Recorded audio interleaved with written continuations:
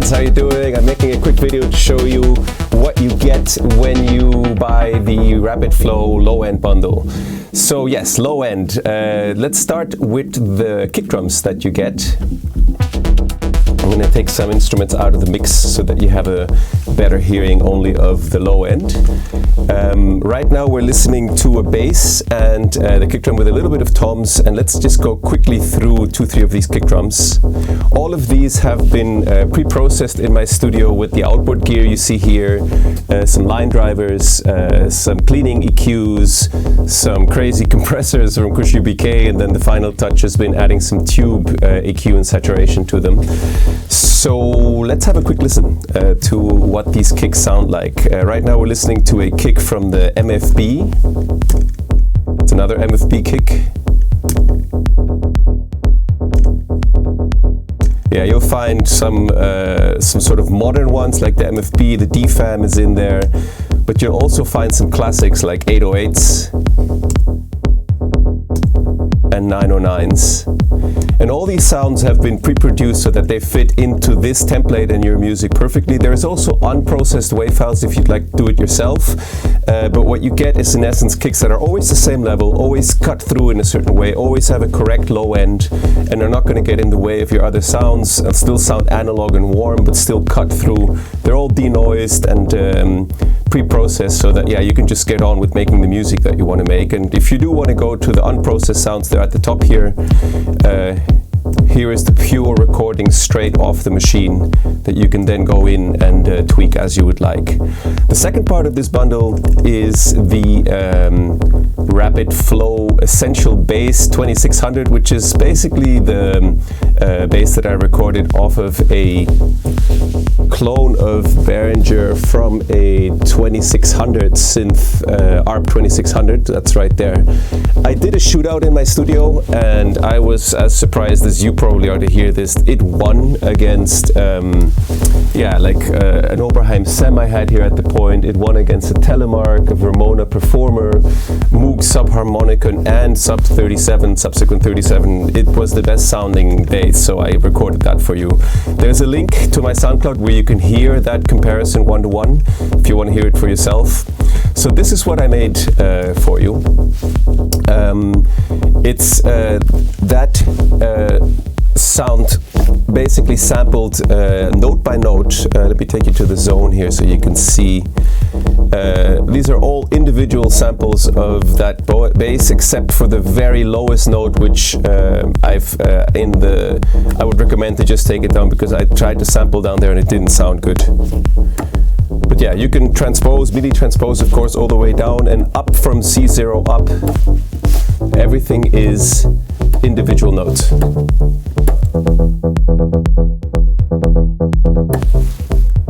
And you can close the filter a bit if you want to have it a little bit further back in your mix. And of course, mess around a little bit with the attacks and the envelopes, etc., so that you get a different vibe and a different groove into the feeling of your track. You want to have it a little bit more compact. If you want to do a 16th bass line. And if you need it to sit more up front in the mix, you can just open it a little bit more.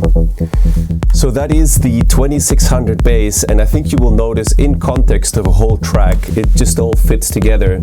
Meaning, if you want to use this stuff, all you have to do is select your kick, select your bass notes for this standard Ableton instrument, and then just start playing with it. Put up your faders. If you're using the Rapid Flow template, which is what you're looking at, you can just put them all the way up to 6, and they're pre-mixed and pre-configured so that it'll sound great in your whole track. Have a listen.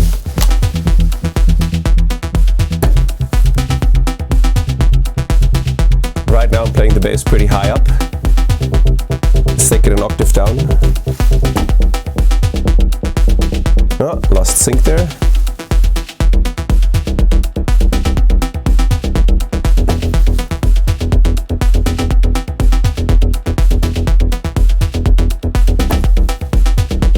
Maybe a final word on the third part of this is the Rapid Flow template, which is what you're looking at here, which is a really fast way to work that I've seen a lot of professionals use, and that I've sort of witnessed in some master classes and also watching and collaborating with people.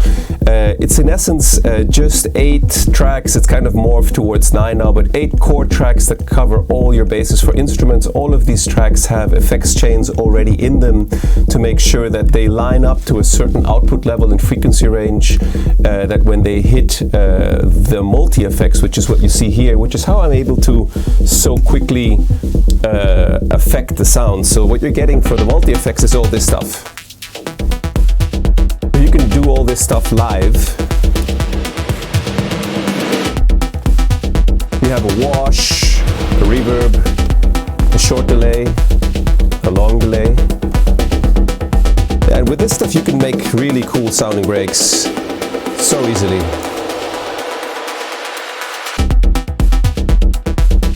The way I'm bypassing that is I have a little pedal down on the floor that's connected here, which bypasses everything. But yeah, so you're getting these multi-effects, and then you're also getting mastering effects, which is on the next channel over. Let me switch off the mastering just for a second. Beware of the shock.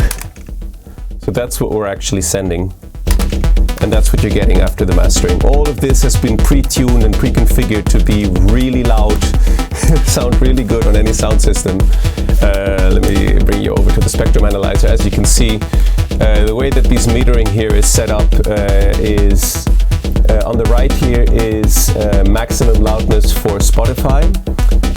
This here is absolute dB full scale, so we're at -1, which is what Apple and Co prefer, and this is just kind of a VU meter approximation. So we're at the very top end here of what you can get away with safely for both streaming and live use, and you can squeeze 1 or 2 dBs more out if you want to go for live by just putting the limiter up from -1 right here to 0.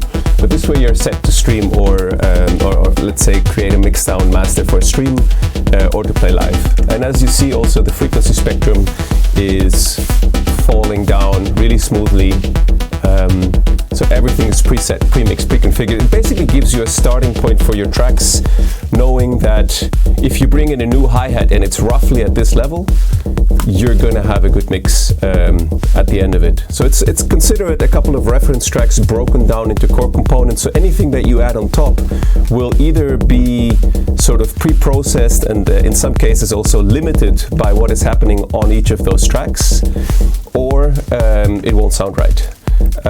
Yeah, so with the kicks, with the bass instrument and the setup that I describe in detail in a few other videos, you have everything to get your music done really quickly. It's possible to do a track in 1 hour with this setup.